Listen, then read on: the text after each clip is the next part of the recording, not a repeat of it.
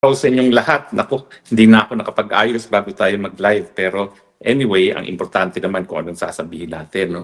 Abay, mga kaibigan, napansin nyo ba yung mga pinublish ng ICC na ngayon pa lang sila nakikiusap sa publiko at saka sa mga kapulisan na magpresenta ng ebidensya labang kay Tatay Digong. Nakakatawa naman po, no? Mantakin ninyo, 10 buwan nang nakakulong si Tatay Digong. March, April, May, June, July, August, September, October, November, December, January. 10 buwan na nakakulong si Tatay Digong. Yung pala, hindi pa sapat ang ebidensya nila. Tama ba yan? Makaturungan ba yan? Samantalang ang isang araw na pagkakakulong, at ako po, minsan lang akong nakulong isang araw ng Kongreso by way of contempt of Congress, hindi na ako papayag na masupil muli ang aking kalayaan ng walang dahilan. And yet, ito ang isang korte, 10 buwan na nilang kinulong ang Tatay Digong, ngayon palang naghahagilap ng ebidensya.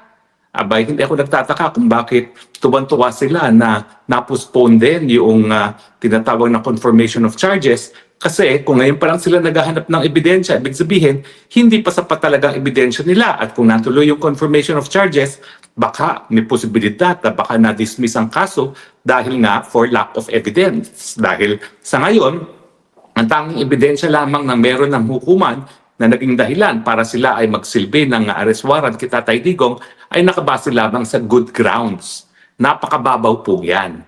Kaya nga pong sinasabi ko, hindi makatarungan na hindi rin binigyan ng interim release si Tatay Digong kasi ang sisting nga dyan sa ICC na yan, napakababaw nung hinihingi ebidensya para sa warrant of arrest, kaya naman binabalanse sa pagbibigay ng interim release.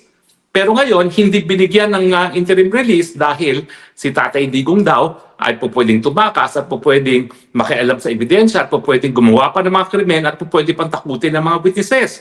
Miski siya'y natutumba na, maski naglalakad lamang. At hindi na maalala kung ano talaga nangyayari, hindi alam kung nasaan na siya ngayon. So hindi po talaga makatarungan yan, ha? Na unang-una, 10 buwan na pagkakakulong, na parusa na po yan. Talaga naman po, miski isang araw na pagkakakulong ay parusa, hindi pa sapat ang ebidensya ng prosecution para mapatunayan ang pagkakasala ni Tatay Digong. Alam mo po, dati, bilib na bilib ako sa inquisitorial system, no, na sinasabi ko nga na ginagaya o ini-implement ng ICC. Pero ngayon, naniniwala ko, palpak. Kasi dapat, kung ang inquisitorial system ay gumagana, dapat yung threshold, yung ebidensya na kinakailangan para makulong isang tao, dapat at least probable cause. At kung walang probable cause at hindi satisfied ang mga prosecutors na walang probable cause, dapat wag munang ikukulong. Maghanap muna sila ng ebidensya. Ngayon ang tanong ko, humingi na ng warrant of arrest ang mga prosecutors base lamang sa good grounds, napagbigyan na ng hukuman, nakakulong na si Tatay Digong, tapos ngayon, ura-urada silang hahanap ng ebidensya.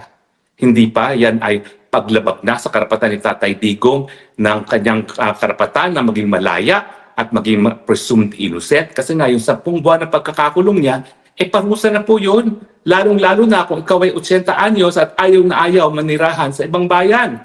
Alam niyo si Tatay Digong nakapagbiyahe sa ibang bansa, pero never po yan tumira sa ibang bayan. Hindi gaya ko na 2 beses nag-aral, 2 beses nagturo abroad, no?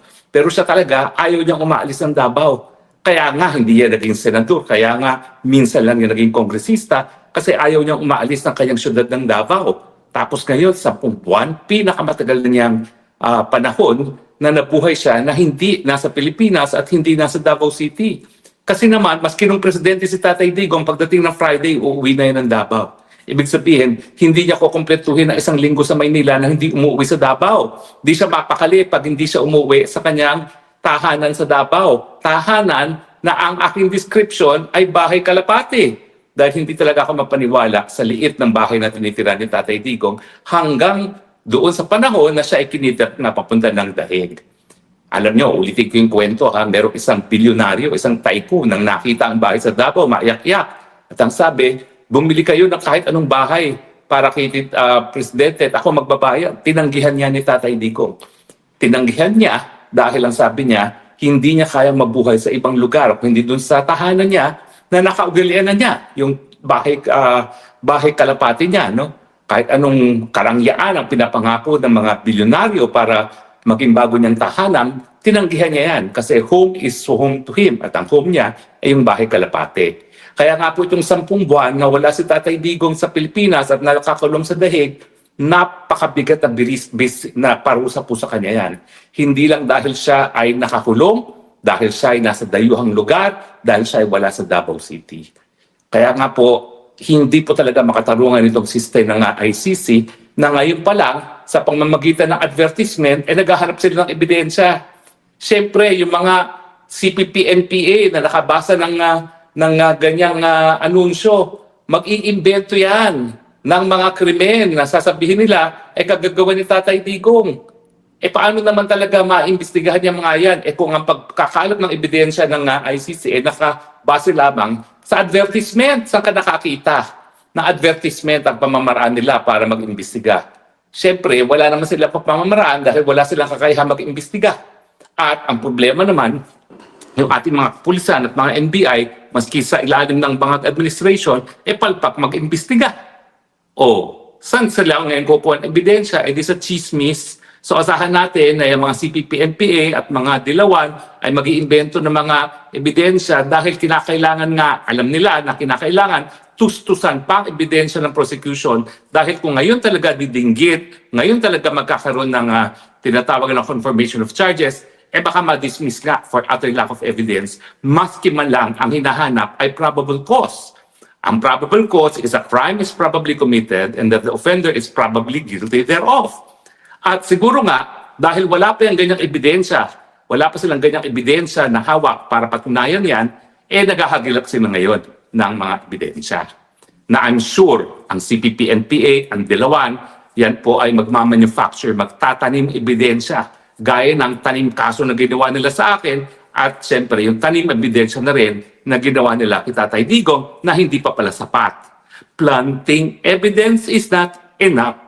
You need to plant more para makonvict si Tatay Digong. Mga walang ya, mga baboy, mga hinayupaks.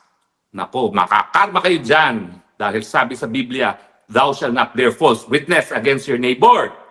And yet, ayan pong ginagawa nila ngayon. Mag-iimbento na naman ang ebidensya para palakasin ang ebidensya ng tuluyan ng makulong ang Tatay Digong. Bangungutin sana kayong lahat. In any case, yan po talaga ay area na kinakailangan reformahin ng ICC. Hindi po talaga katanggap-tanggap itong ganitong sistema. At sa tingin ko, habang nakikita ng buong daigdig kung ganong kasama ang sistema ng ICC na nakulong na isang tao ng 10 buwan na hindi pa pala sapat ang ebidensya, mas magiging desidido sila na wag sumapi sa ICC. So kung talagang gusto nila na mas maraming bansa ang sumapi, bagamat ang Russia, US at China hindi kasapi, at si Donald Trump talaga namang sinasabi na gigirahin namin yung mga ICC na yan pag sila ay naglitis ng kahit sinong Amerikano at ngayon ay talagang pilit na pinapapatay niya ang ICC sa pamamagitan ng sanctions, kinakailangan maging mas convincing pang ICC na kaya niya magbigay ng katarungan sa lahat. Pero habang nakikita nila na kinulong na nila, pinarusahan nila si Tatay Digong na wala pa palang ebidensya, lalong walang kumpiyansa ang mga bansa maging miyembro ng ICC. Baka tuluyan na tangang maging kasaysayan ang ICC. Sana naman mangyari na yan sa lalong mabilis ng panahon. Dahil kapag yan, nagsarado ang hukuman, ibig sabihin, uwi na si Tatay Digong. Pero sana naman, wag nang patagalin pa ang proseso ng pagpapatay dyan sa ICC na yan. At kung pwede ang ICC na rin magdesisyon, itigil na nila. Kasi wala nang suporta sa kanila sa Europa, ang Hungary, umalis na. Ang buong African Union, nagtatrete na alis na sila. Ang Venezuela, umalis na rin sa ICC. At sunod-sunod na yan. Yung mga ibang mga Latin countries na kaalyado ng Venezuela, lahat sila sunod-sunod rin na alis dyan. Dyan sa ICC na yan. So wag na natin patagalin ang proseso. Umami na kayo na dahil sa mga kagagawa ng prosecutor ng mga West ng ICC, na wala ng kumpiyansa ang buong daigdig sa kakayahan ng ICC magbigay ng katarungan. Unang-una, dahil ang ICC, para lang kayo ay makasweldo, ay nagpupumilit na magkaroon ng jurisdiction, samantala ang mga bansa ay hindi na nga pumapayag na magkaroon ng jurisdiction ng ICC. Sa kaso ni Tatay Digong, dahil umalis na tayo, at kung sila ay talagang seryoso sa paglilitis, binigyan lang sila ng room statute ng 1 taon para simula ng preliminary investigation. Pero hindi. Ang preliminary investigation, sinimulan nila sa ikalawang taon. Sa kaso ni Putin, hindi naman talaga kahit kailan naging miyembro ang ICC, and yet, nagpupumilit sila na magkaroon ng jurisdiksyon laban kay Putin. Ganyan din ang kanilang ginawa sa Israel. Hindi naman kasapi Israel sa ICC, nagpupumilit sila na magkaroon ng jurisdiksyon sa pangyayari sa Gaza. Hindi ko sinasabi na walang krimen na nangyayari sa Gaza. Ang sinasabi ko lang, hindi dapat ICC ang maglilitis niyan dahil wala ang jurisdiksyon ng ICC. Di ba? Dahil ang occupied territory naman, yung Palestinian territory, hindi naman kasapi sa ICC, so paano sila magkakaroon ng jurisdiction? Samantalang hindi naman partido rin ang Israel. So dahil nga dito sa talagang sapilitan na ipinapasok ng ICC ang kanyang jurisdiction sa mga bansa na hindi naman tumatanggap ng ICC jurisdiction kasama ng Pilipinas, ang Russia, ang Israel at pati ng Amerika, ayan lang po. Talagang yan na ang simula ng katapusan ng ICC. At ang aking pakiusap, sana pabilisin na nang sa ganon, lalo nang makabalik sa Pilipinas itong si Tatay Digong. Pero siyempre, ang mga bangag dyan sa ating bayan, nako, nagdadasal, sana wag muna mabuwag ang ICC, sana wag muna makabalik si Tatay Digong sa Pilipinas dahil alam nila, pag bumalik si Tatay Digong sa Pilipinas, tapos na ang boxing, goodbye bangag. Alam nyo, nalulungkot talaga ako na nawala si Tatay Digong. Kasi let's face it, si Tatay Digong, siya ang master of politics. Paano ko sasabihin paano natin nasasabi na hindi siya master of politics? Ayun nga, na-shock sa isang interview yung Karen Davila na maski siya ay diehard Dilaw, na-shock siya nang nalaman niya nang umalis sa pwesto si Nonoy Aquino, kanyang approval rating ay 40% lamang. Nang umalis si Tatay Digong, ang approval rating ni Tatay Digong, doble, 80%. Mantakin ninyo, 80%, 8 sa 10 Pilipino ay approve kay Tatay Digong matapos ang kanyang pagiging presidente. Wala nang ganyang presidente sa kasaysayan ng Pilipinas, si Tatay Digong lang. Pati nga sa Inday Sara na mahal natin, hanggang 50 lang ang kanyang approval rating, 52. Bagamat dati, 80 siya nung nagsimula. Pero ngayon ay 52. Mantakin nyo, umalis si Tatay Digong, 80% ang approval rating. And yet, yan ang sasabihin nyo na yan ang kriminal. Mamahalin ba yan ng taong bayan nung siya'y nagtapos ng kanyang pagiging presidente, kung siya'y kriminal, kung siya'y pumatay ng walang dahilan? Uulitin ko para sa mapatunayan na siya'y guilty, dapat patunayan na yung drug war ay nanarget ng civilians dahil sila ay civilian. Bakit? May pinatay ba? Meron bang namatay sa drug war dahil sila ay civilian? Namatay sila dahil sila ay nanlaban o di naman kaya pinaghinala ang nanlaban kaya gumamit ng dahas ang kapulisan. Kung meron ng mga pagkakataon na ang pulis ay hindi dapat gumawa o gumamit ng dahas na nagresulta sa kamatayan, yan ay murder. At yan naman yung pinatunayan doon sa kaso ni Kian na nung kailan lamang na-sustain ng Supreme Court yung judgment ng lower court na murder ang pangyayari. Yan ba ang sinasabi nyo na nagbubulag-bulagan ng ating mga hukuman kapag mayroong mga krimen nangyayari at kinakailangan gumalaw ang ICC? Di ba hindi? Nagrereklamo sila, ilan lang daw yan at ilan naman daw ang napatay.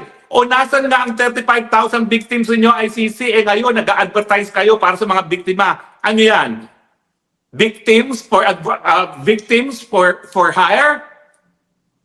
At advertisement na pamamagitan nyo, kayo ang nagsabi na crimes against humanity. Dapat yan widespread. Kaya palagi yung sinasabi, 35,000. And yet, ilan pa lang ang mga testigo na binabanggit ninyo na naging biktima? 40 plus, 40 plus, more or less. Yan ba ang crimes against humanity? Samantalang, iilan lang yan. Kami nga po, ulitin ko alam ko, one victim is more than enough.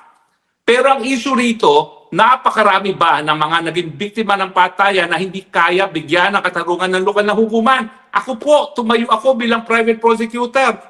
58 victims sa Maguindanao Massacre, di ba na-convict naman? Although it took 10 years, tiyagaan, pero na-convict. Ito nga si Tatay Digong, 10 buwan na, wala pa sa confirmation of charges.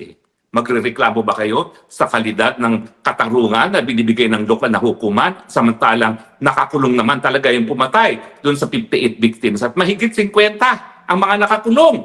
Napatunayan ang pagkakasala. Sasabihin nyo, hindi kakayahin niya ng lokal na hukuman. And yet, ayan, nag-a-advertise kayo para sa biktima. Kami sa Maguindanao Massacre, never kami nag-advertise. Bakit? Kasi obligasyon nga ng Estado na mag-imbestiga. At kung ang mga Estado hindi nag-imbestiga, kami mismo bilang mga biktima, kami nag-imbestiga. Kumuha kami ng Peruvian anthropologist na UN expert, si Baraybar, para tulungan kami at magbigay ng forensic evidence.